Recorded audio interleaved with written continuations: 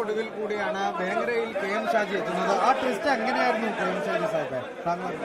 കുഞ്ഞാലിക്കുട്ടി സാഹിബ് വേങ്ങരയിൽ നിന്ന് മാറുന്നു. തങ്ങളും കുഞ്ഞാലിക്കുട്ടി സാഹിബും കൂടെ ഒരുമിച്ച് വേങ്ങരയിൽ അടുത്ത സ്ഥാനാർത്ഥിയായിട്ട് എന്നെ പ്രഖ്യാപിക്കുന്നു. അത്രയും ട്വിസ്റ്റുള്ളൂ, വേറെ കാര്യമായിട്ടൊന്നുമില്ല. അവർ രണ്ടുപേരും തീരുമാനിക്കുന്നതോടും കൂടെ സ്വാഭാവികമായിട്ടും സ്ഥാനാർത്ഥിയാവുന്നു എന്ന് മാത്രമാണ്. കെ കുഞ്ഞാലിക്കുട്ടിയുടെ പിന്തുണക്കാരനായി കൂടി വേങ്ങരയിൽ എത്തുകയാണ് കെ എം ഷാജി. അല്ല, വേങ്ങരയിൽ അദ്ദേഹത്തിന് ശേഷം മത്സരിക്കുന്ന ഒരു സ്ഥാനാർത്ഥി എന്നുള്ള നിലയ്ക്ക് ഒരു പിന്തുടർച്ചയാണ്. അതല്ലാത്തതൊക്കെ പാർട്ടി തീരുമാനിച്ചുണ്ടാക്കേണ്ട കാര്യമാണ്. അതൊക്കെ ആലങ്കാരികമായ പ്രയോഗമാണ്.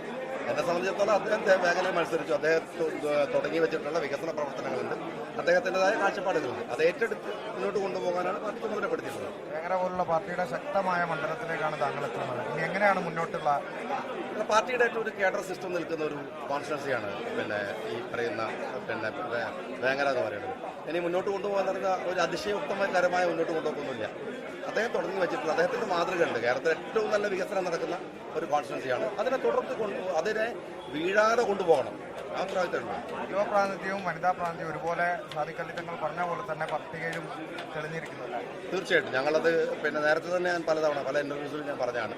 അത് അക്ഷരം പ്രതി ശരിയായി ഒരു പുതുമയുള്ള പ്രത്യേകതയുള്ള മുസ്ലിം ലീഗിൻ്റെ ഒരു മാക്സിമം നല്ല ഒരു ലിസ്റ്റാണ് താങ്കൾ പ്രഖ്യാപിച്ചത്.